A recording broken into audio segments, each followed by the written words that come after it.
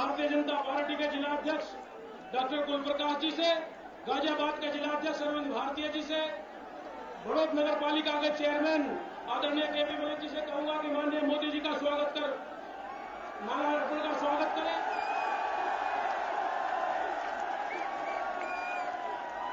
नरेंद्र मोदी जिंदाबाद। कौन आया कौन आया, कौन आया कौन आया। नरेंद्र मोदी कमल निशान, नरेंद्र मोदी कमल निशान, नरेंद्र मोदी की क्या पहचान, नरेंद्र मोदी की क्या पहचान। मित्रों,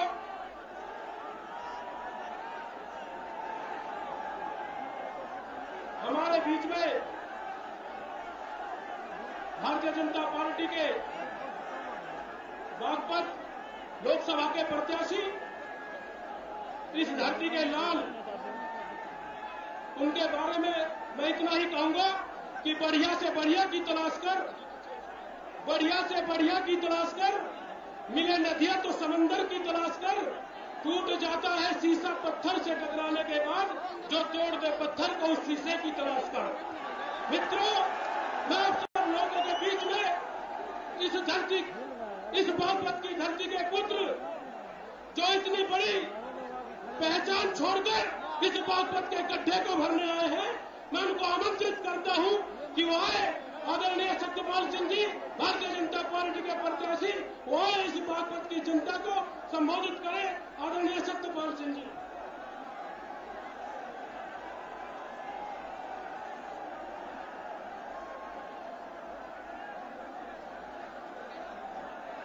भाई, सबसे पहले मैं अपने जवानों से विनती करता हूं कि जो टेंट पर चढ़े हुए हैं थोड़ा नीचे आ जाए तो अच्छा रहेगा, मेरी विनती है।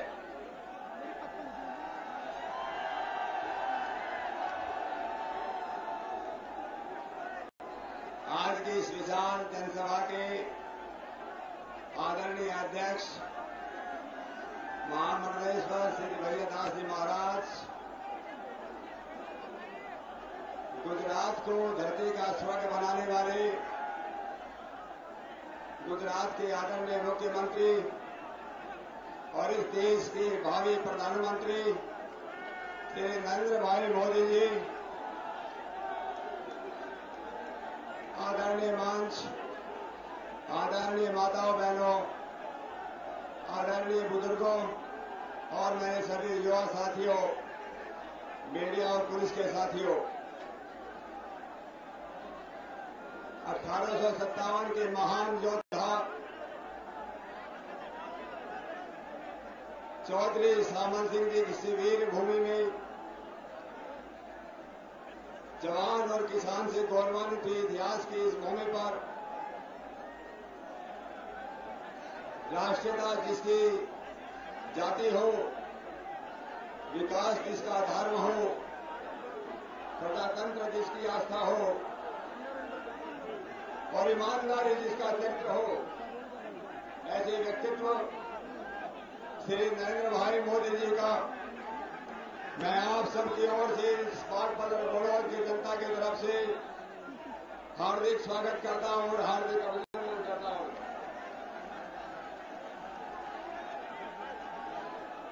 व्यवस्था परिवर्तन और भ्रष्ट शासन और सरकारों को उखाड़ फेंकने के लिए इस राजनीतिक महायुद्ध के जो श्री नरेंद्र मोदी जी के नेतृत्व में लड़ा जा रहा है, उन्होंने मुझे इस बागपत क्षेत्र का प्रतिनिधित्व करने के लिए मुझे अपने सैनिक के रूप में जो चुना है, मैं उनका सबसे आभारी हूं और उनको मैं ये विश्वास दिलाना चाहता हूं कि मैं पूरी सत्यनिष्ठा और ईमानदारी के साथ मैं ये लड़ाई लड़ूंगा।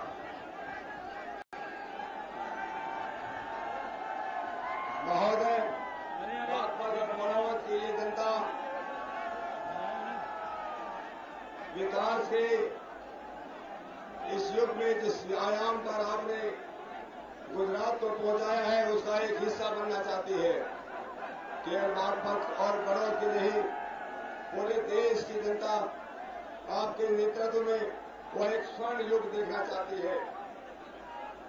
जिस भूमि पर जो जिस देश में जय जवान और जय किसान का नारा लगाते थे, उस भूमि में किसान अगर आत्महत्या कर रहे हैं, और जब किसान आत्महत्या करते हैं और किसानों के कहे जाने वाले मसीहा दिल्ली में जाकर के आराम करते हैं, जब सांप्रदायिक हिंसा में मुजफ्फरनगर में की सांप्रदायिक हिंसा में हमारे जवान जुलस जवान ने प्राण लोगों को जब गिरफ्तार किया जा रहा है, जैसे जब रोम चल रहा था तो लीरो बंसी बजा रहा था, इसी तरह जब हमारे किसान और जवान भाई सांप्रदायिक हिंसा में चल रहे थे और प्रशासन पंगु बना हुआ था और यहाँ के किसान नेता और दिल्ली में एसी में आराम कर रहे थे, आज हम वे लोग जो पिछले 5 वर्षों में कभी आते नहीं, 5 दिनों में कहते हैं अरे हम इस देश के इस क्षेत्र के अंदर हम विकास की पद यात्रा निकालेंगे, हम इस क्षेत्र को जो है हरित प्रदेश बनाएंगे। अरे 30 वर्षों के अंदर ये क्षेत्र सबसे सूखा बन गया, ये क्षेत्र सबसे ज्यादा पिछड़ा बन गया। राष्ट्रीय राजधानी क्षेत्र का अगर सबसे पिछड़ा अगर क्षेत्र कोई है तो उसका नाम बागपत है। सुरक्षा के अधीन उतारे गए हैं, मां बहनों की कोई सुरक्षा नहीं है, किसानों के गन्ने का पेमेंट 2 साल से यहाँ पर है। जब हम कहते हैं कि केंद्र सरकार ने 7,600 करोड़ रुपए दिए हैं, इंटरेस्ट फ्री लोन दिए हैं, ये 7,000-8,000 करोड़ रुपए कहाँ गए, इसका कोई पूछने वाला नहीं है। मुझे गर्व है इस बात का कि आजादी के 66 वर्षों के बाद एक ऐसा राजनेता जिसने युवा वर्ग को और समाज के सभी वर्गों को विकास के नाम पर इकट्ठा किया है और विकास के नाम पर वो अपने देश की जो पुरानी उस देश को पुनर्सिरमौल जो बनाएगा, इस देश का जो गौरव है दोबारा इस देश को दिखाएगा।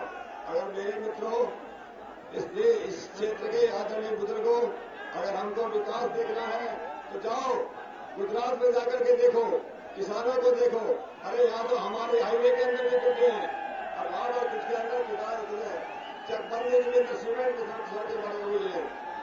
आज हमारे देश को बाहरी दुश्मनों से इतना बड़ा खतरा नहीं जितना यहाँ के अंदर के दुश्मनों जो है, किस्तों में कत्ल हुआ है, वतन का इस तरह है, किस्तों में कत्ल हुआ है, वतन का इस तरह है। कातिल बदल गए, कभी खंजर बदल गए, कातिल बदल गए, कभी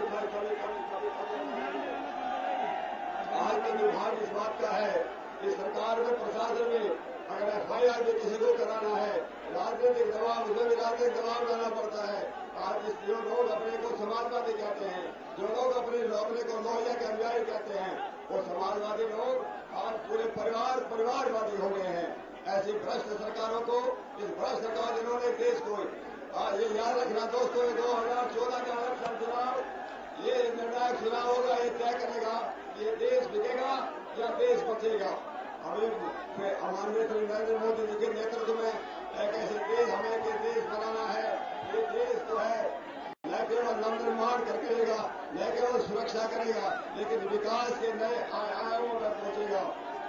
अरे हजारों साल नरगिस अपनी बेनूरी पर होती है, हजारों साल नरगिस अपनी बेनूरी पर होता है।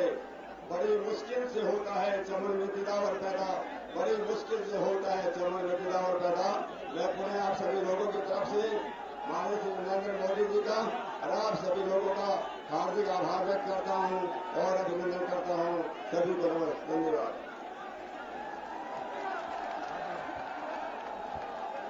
आदरणीय मित्रों, मैं आप सब के बीच में ज्यादा देर नहीं, लेकिन दो नारे दिल्ली तक आवाज जानी चाहिए, हाथ ऊपर में उठाकर, नरेंद्र मोदी कमल निशान, नरेंद्र मोदी कमल निशान, नरेंद्र मोदी की क्या पहचान, नरेंद्र मोदी की क्या पहचान, भारतीय जनता पार्टी जिंदाबाद, भारतीय जनता पार्टी जिंदाबाद। मैं आह्वान करता हूं, हमारे बीच में मां के लाल, इस देश के भावी प्रधानमंत्री परम श्रद्धेय आदरणीय नरेंद्र भाई मोदी जी से मैं आह्वान करता हूं कि आए और इस बागपत की जनता को संबोधित करें, जो उनके स्वागत में सुबह 9 बजे से पल के पिछले दिए आए प्रधानमंत्री नरेंद्र भाई मोदी जी।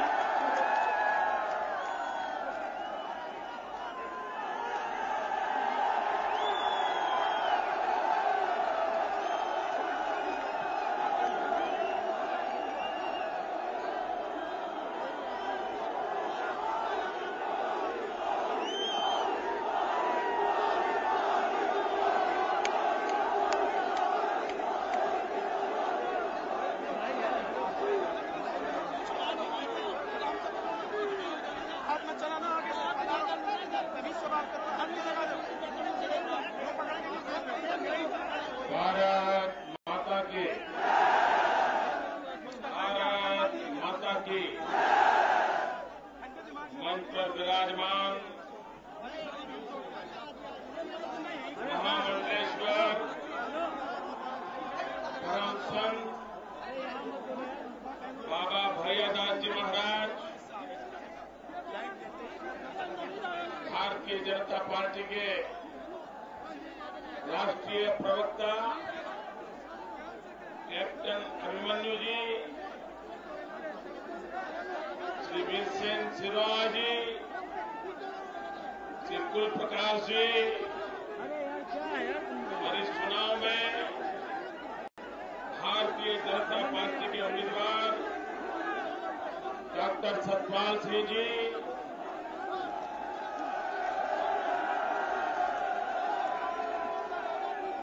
बागपत की धरती पर नया इतिहास लिखने का जिन्होंने संकल्प किया है, ऐसे भारत भाग्य विधाता मेरे भाइयों और बहनों,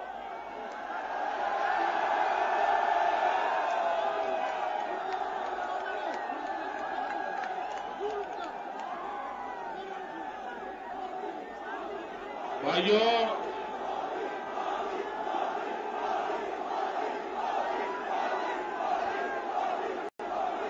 मेरी एक प्रार्थना है, ये सब गिर जाएगा, टूट जाएगा। नौजवान आप आइए, नीचे आइए। ये पहली सभा ऐसी है जो 2 मंजिला है।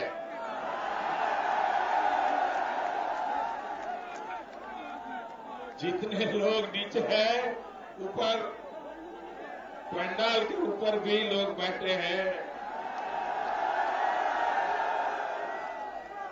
दोस्तों, आपकी देश को बहुत जरूरत है। आप ऐसा मत कीजिए, कोई नुकसान हो जाएगा, आपका नुकसान मेरा नुकसान।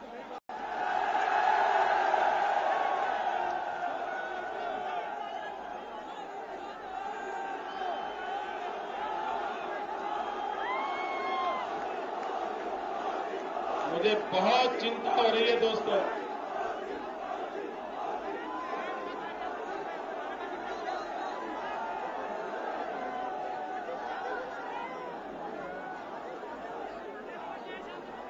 भाइयों बहनों, ये बाबा शाहमल जी की भूमि है। त्याग, तपस्या जो इस धरती की सुगंध है, मैं उस महान परंपरा को प्रणाम करता हूं। भाइयों बहनों, आपके साथ मेरा एक विशेष नाता भी है। महर्षि दयानंद सरस्वती की एक कर्मभूमि है और मैं महर्षि दयानंद सरस्वती की जन्मभूमि से आ रहा हूं।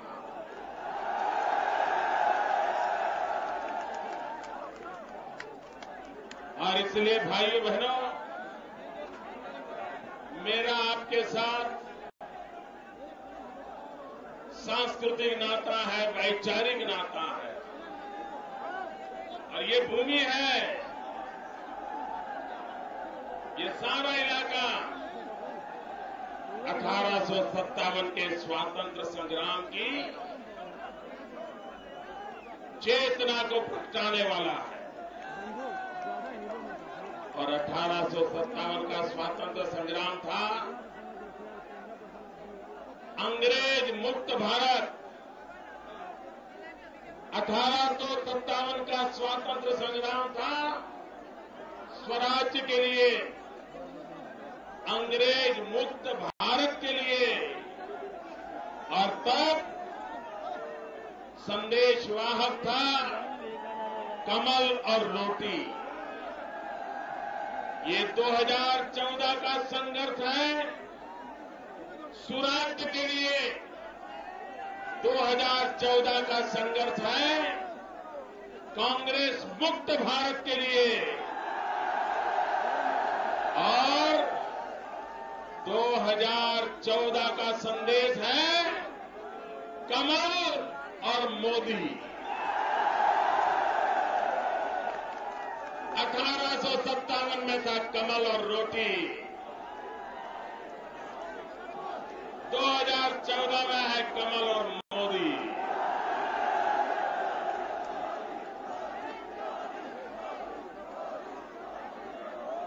भाइयों बहनों, ये 1857 से ही नहीं, बलिदान देना, देश के लिए मर मिटना, ये भूमि की विशेषता है। करगिल के युद्ध में 14 जवानों ने मां भारती के लिए अपने आप को न्यौछावर कर दिया था। भाइयों बहनों,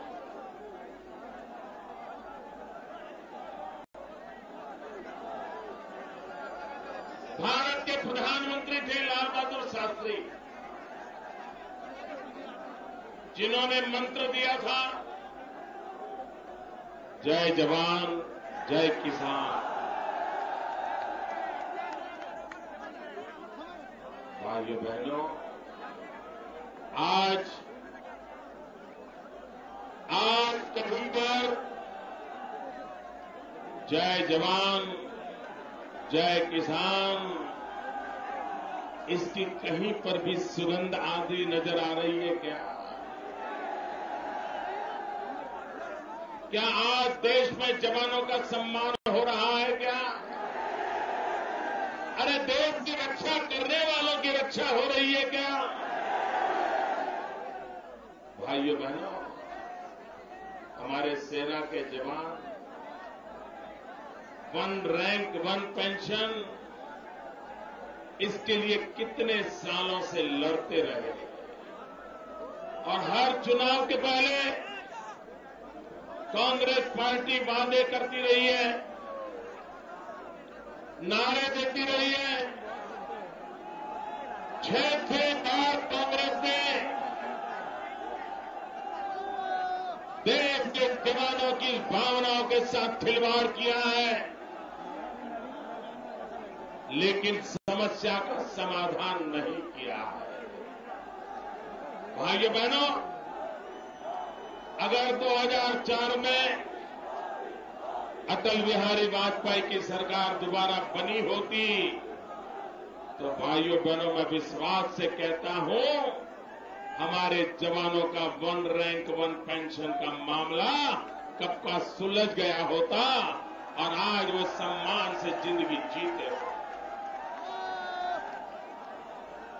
भाइयों बहनों, जिस धरती पर देश के प्रधानमंत्री ने जय जवान जय किसान का नारा दिया था, उसी भूमि पर पाकिस्तान आकर के जवानों के सर काट करके ले जा रहा है।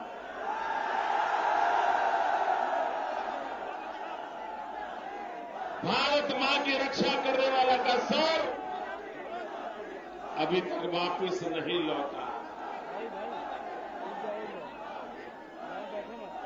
क्या एक जय जवान का आपका ये तरीका है?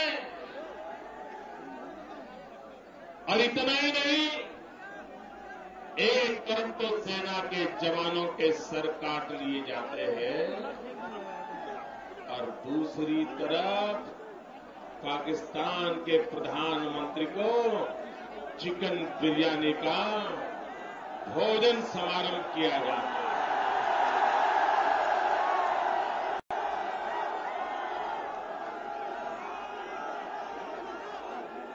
ऐसे हालात में जबकि हमारे जवान के सर काट लिए गए थे, उस समय क्या पाकिस्तान के प्रधानमंत्री को नहीं कहा जा सकता था कि ये समय नहीं है हिंदुस्तान आने का, बाद में तय होगा आपका आना। लेकिन ये कहने की हिम्मत भी दिल्ली की सरकार में नहीं है।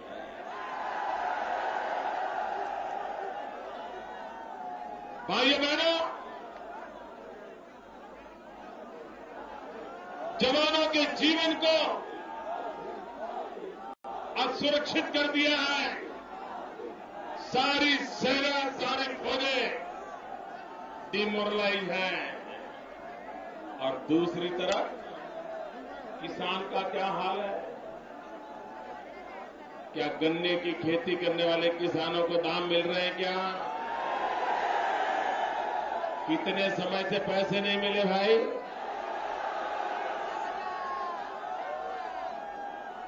ये चीनी कौन चबा गया? ये गन्ने कौन लूट गया? ये किसानों को बर्बाद कौन कर गया? ये किसानों को बेहाल किसने किया? ये किसानों को कर्जदार किसने बनाया? ये किसान के बच्चे भूखे मरने लगे किसके कारण? जो किसान देश का पेट भरता था वो किसान का पेट नहीं भर रहा, कौन जिम्मेवार? भाइयों बहनों, क्या ऐसी सरकार को एक दिन रहने का अधिकार है क्या? भाइयों बहनों, चौधरी चरण सिंह जी कांग्रेस की रीति नीति से तंग आकर के किसानों के खिलाफ कांग्रेस के रवैयों के कारण ये किसान नेता मैदान में आए थे और कांग्रेस के नाकों दम कर दिया था। किसान की भलाई के लिए किया था। भाइयों बहनों, सार्वजनिक जीवन में, पारिवारिक जीवन में हर संतान का सपना होता है अपने मां बाप की इच्छा को पूरी करना, अपने मां बाप के अधूरे सपने पूरे करना, ये हर संतान का पवित्र कार्य होता है। कभी भी कोई संतान जिन्होंने अपने बाप को बर्बाद किया हो उनकी गोदी में जाकर के बैठता नहीं है, कभी भी नहीं बैठता है। भाइयों बहनों, हम चौधरी चरण सिंह जी का आदर करते हैं। किसानों की भलाई के लिए, उनके रास्ते पर चलने के लिए हम विश्वास करते हैं। लेकिन उन्हीं का बेटा चौधरी चरण सिंह का रास्ता छोड़ दिया।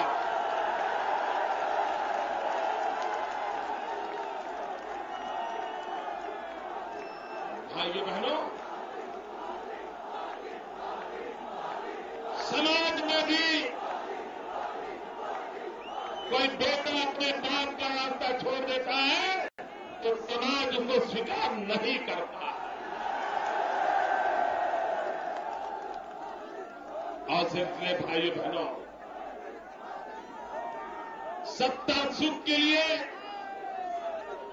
जो पिता के आदर्शों को छोड़ देते हैं, सत्ता सुख के लिए पिता को परेशान करने वाली पार्टी के गोद में बैठ जाते हैं, ऐसे लोगों पे आप भरोसा करोगे? आपका भला होगा? उनको हवाई जहाज उड़ना है, उड़ने दो, जाओ वापस जाओ। बागपत को हवाई नेता नहीं चाहिए, बागपत को धरती का नेता चाहिए। बागपत को किसान के साथ कंधे से कंधा मिला करके चलने वाला नेता चाहिए। भाइयों बहनों, अगर बागपत को जमीनी नेता मिला होता तो ये रास्ते इतने खराब न होते। दिल्ली के पड़ोस में है बागपत, लेकिन भाइयों बहनों, विदेश का कोई भी मेहमान गांव देखने जाएगा, ऐसे रास्ते देख करके वो कैसे भरोसा करेगा कि हिंदुस्तान 21वीं सदी में नेतृत्व करने वाला है। ये हवाई नेता है, उनको आपके रास्ते की परवाह नहीं। सत्ता सुख के रास्ते पर डूबे हुए नेता किसान का भला नहीं कर सकते। भाइयों बहनों, ये दिल्ली सरकार के रहते उनके कारनामे के कारण भाइयों बहनों आज देश के किसानों को आत्महत्या करने की नौबत आई है। युद्ध के अंदर जितने जवान मरे हैं, आतंकवादियों की गोलियों से जितने जवान शहीद हुए हैं, उससे ज्यादा मेरे देश के किसानों को आत्महत्या करनी पड़ी।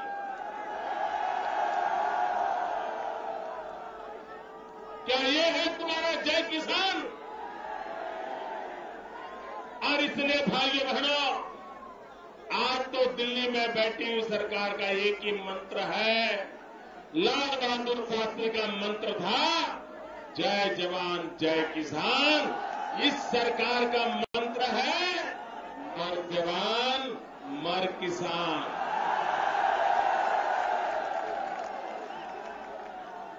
जवान मरे उनको पीड़ा नहीं, किसान मरे उनको परवाह नहीं। भाइयों बहनों,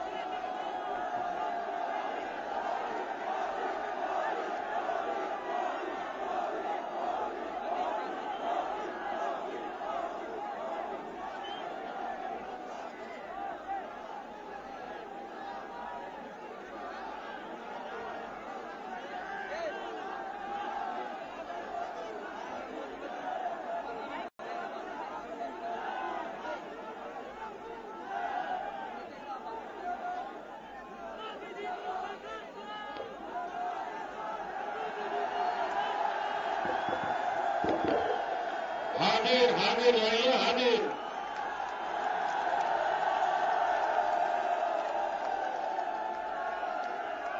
भाइयों बहनों, गुजरात में जब मैं लोगों को कहता हूं कि मेरे यहां ये झंडा नीचे कर दीजिए, पीछे वालों को दिखता नहीं है भैया, नीचे कर दीजिए। मैंने देख लिया, शाबाश, बहुत समझदार हो। बागपत के नौजवान बहुत समझदार है। भाइयों बहनों, मैं गुजरात में 24 घंटे बिजली देते हैं ऐसी बात किसी को करता हूं ना, तो लोग मुझे पूछते थे कि महीने में कितने दिन। मैं कहता था यार 365 दिन देता था। तो कोई भरोसा नहीं करता, क्योंकि उन्होंने कभी देखा ही नहीं। अगर गुजरात में इस प्रकार से बिजली चली जाए 2 मिनट के लिए, तो ये हमारे अखबार वाले मित्र है ना, वो पहले पेज पर बड़ा बॉक्स आइटम बनाते हैं कि मोदी बड़ी बड़ी बातें करता है, लेकिन मंगलवार को 2 मिनट के लिए बिजली चली गई थी, ऐसा खबर है। गुजरात में बिजली जाए तो बहुत बड़ी खबर बन जाती है, लेकिन उत्तर प्रदेश में बिजली आए तो बड़ी खबर बन जाती है। लोग बस में, ट्रेन में, दुकान पे बातें करते हैं, तेरे यहां आई थी। वो कहता नहीं यार, पिछले हफ्ते तो नहीं आई। तो दूसरा कहता है यार, हमारे यहां मंगल को आई थी, 1 घंटे के लिए आई थी, फिर तो नहीं आई। उत्तर प्रदेश में बिजली आना ये खबर है। भाइयों बहनों, उत्तर प्रदेश को एक लोकतंत्र के नई ऊर्जा की जरूरत है, नई ऊर्जा की जरूरत है। उसके बिना आपकी समस्याओं का समाधान होने वाला नहीं।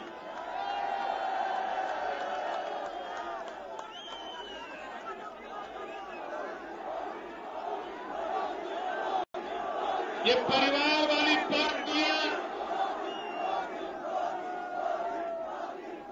परिवार वाली पार्टियां बिकती है, बिखरती है, बदलती है, लेकिन स्थितियां कभी बदलती नहीं। और इसलिए भाइयों बहनों, ये वंशवाद की राजनीति से मुक्ति लो, ये परिवारवाद की राजनीति से मुक्ति लो, और तभी तो जाकर के मेरे उत्तर प्रदेश का भला होगा। भाइयों, अब तो यही एक ही नारा चाहिए, सबका छुट्टी, सबका छुट्टी। स यानी सपा, ब यानी बसपा, का यानी कांग्रेस, और उनके सारे चट्टे पट्टे साथी साथ।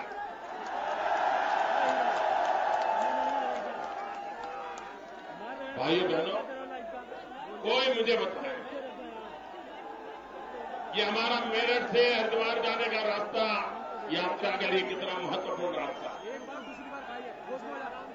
क्या भाइयों बहनों, ये दिल्ली में बैठी हुई सरकार को कभी ये विचार आया कि हमारा मेरठ हो, बागपत हो, गाजियाबाद हो, गौतम बुद्ध नगर हो, इन्हें दिल्ली के सैटेलाइट टाउन के रूप में विकसित किया जा सकता है कि नहीं किया जा सकता? अगर न्यूयॉर्क, न्यू जर्सी विकसित हो सकता है, ये गौतम बुद्ध नगर, ये बागपत, ये मेरठ, ये गाजियाबाद, ये सैटेलाइट टाउन के रूप में इतने बढ़िया विकसित हो सकते हैं कि लोग दिल्ली के बजाय यहां आकर के रहना पसंद करें, ऐसा शहर बनाया। सिर्फ उन्हें लाइन की कनेक्टिविटी देने की जरूरत है। बस फास्ट लाइन की कनेक्टिविटी दे दो, ये दिल्ली पर बोझ भी कम हो जाएगा और यहां का इलाका एक नई दिल्ली के रूप में विकसित हो जाएगा भाई। लेकिन भाइयों बहनों, इनके पास सत्ता हथियाना, वोट बैंक की राजनीति करना, जाति जाति को लड़वाना, संप्रदायों के बीच झगड़े करवाना, यही इनके कारनामे है। मां बेटियां सुरक्षित न हो भाइयों, ऐसी कैसी जिंदगी है हमारी। इस पूरे इलाके में गौरव के साथ तो मां बेटी रास्ते पर निकल नहीं पाए और सरफरे लोग और मां बहनों की बेइज्जती करते रहे, मां बाप भी बेचारे नीची मुंडी करके सहते रहे। ऐसी कैसी सरकार चल रही है। माताओं बहनों को सम्मान मिलना चाहिए कि नहीं मिलना चाहिए? मिलना चाहिए कि नहीं मिलना चाहिए? क्या आजादी के 4 साल के बाद आपकी वोट बैंक की राजनीति के कारण मां बहन बेटियां की बीच इज्जत लूटती चली जाए, उनको परेशानियां झेलनी पड़े? भाइयों बहनों, और इसीलिए तो मैं इस इलाके में एक मंजा हुआ पुलिस वाला ले आया हूं, ताकि बहन बेटियों की रक्षा के लिए हमें काम आए भाइयों, इसलिए इसको भेजना है आपको।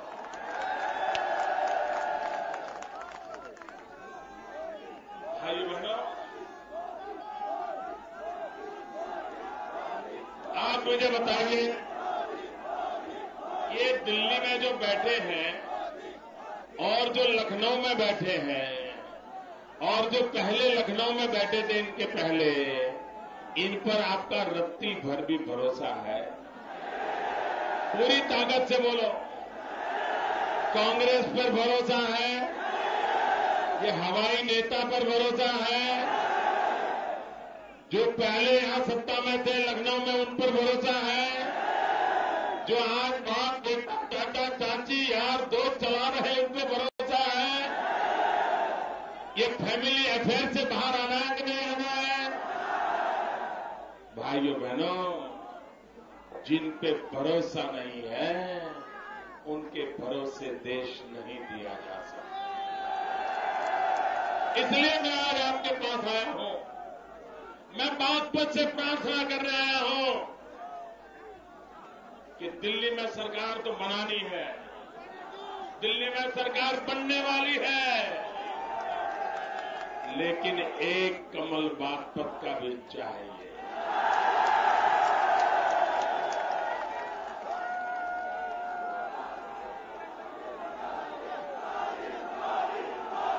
भाइयों बहनों, एक कमल बागपत का भी चाहिए मुझे। और कांग्रेस के नेता कान खोल करके सुन लो। अभी शहजादे ने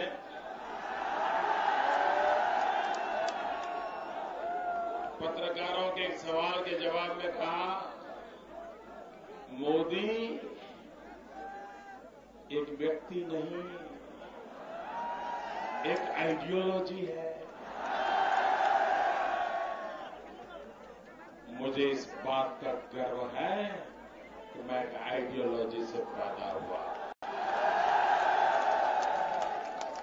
हाँ, हमारी आइडियोलॉजी है, हमारी आइडियोलॉजी है, धर्म से बड़ा देश होता है। हमारी आइडियोलॉजी परिवार से बड़ा समाज होता है। हमारी आइडियोलॉजी भारत माता हमारे लिए सब कुछ है। ये हमारी आइडियोलॉजी है, ये हमारी आइडियोलॉजी है। जिएंगे तो भी देश के लिए, मरेंगे तो भी देश के लिए।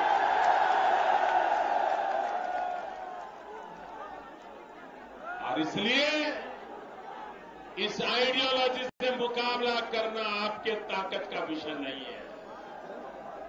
अरे आपका पूरा परिवार कभी इस आइडियोलॉजी से मुकाबला नहीं कर पाया है। ये आइडियोलॉजी त्याग और तपस्या की धरातल पर खड़ी है। लेना पाना बनना इस आइडियोलॉजी से कोसों दूर है और इसलिए हम सर हथेली में लेकर के चलने वाले लोग। भाइयों बहनों, यहां पर भांति भांति के कारोबार चले।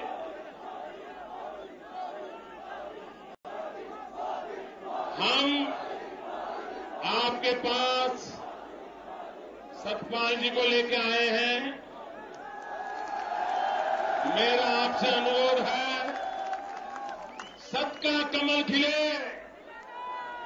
अब समय की मांग है, झूठ की विदाई हो, सत का कमल खिले। बागपत क्षेत्र फुले फले,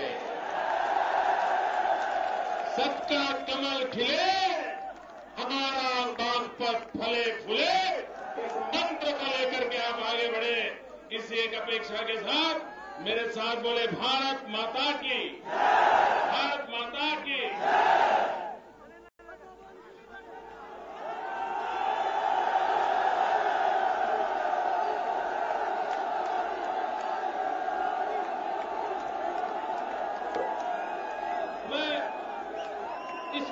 इस सभा की अध्यक्षता कर रहे महामंडलेश्वर भैया दास जी महाराज से आह्वान करता हूं कि आए और अपना अध्यक्षीय भाषण। जय श्री राम, जय श्री राम, जय श्री राम।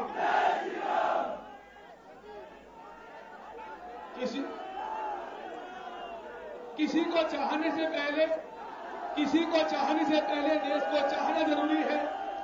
किसी को चाहने से पहले देश को चाहना जरूरी है।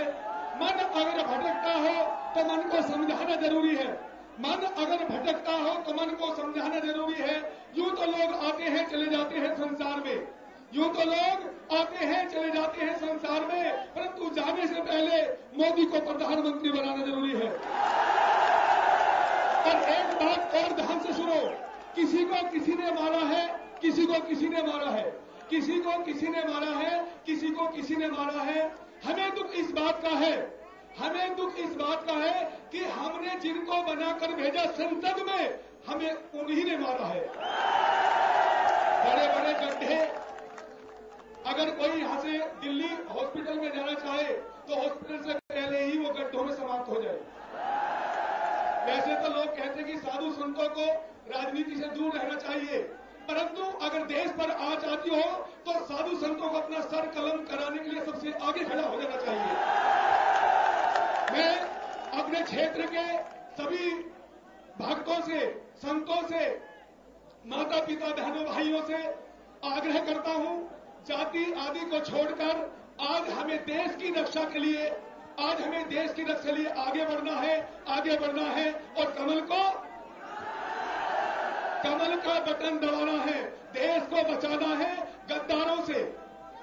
बर्बाद गुलिस्ता करने को बस एक ही उल्लू काफी है, बर्बाद गुलिस्ता करने को बस एक ही उल्लू काफी है। जहां साथ पर उल्लू हो, बर्बाद गुलिस्ता क्या होगा। तो आज बड़े प्रेम के साथ मैं आप सभी से आग्रह करता हूं, प्रार्थना करता हूं कि आने वाली 10 तारीख को सभी अपने कमल को खिलाएं और कमल के लिए घर घर जाकर आप आग्रह करें, प्रार्थना करें और मोदी जी को प्रधानमंत्री बनाने का अपना सपना साकार करें। इतना कहकर मैं अपनी वाणी को जय श्री राम।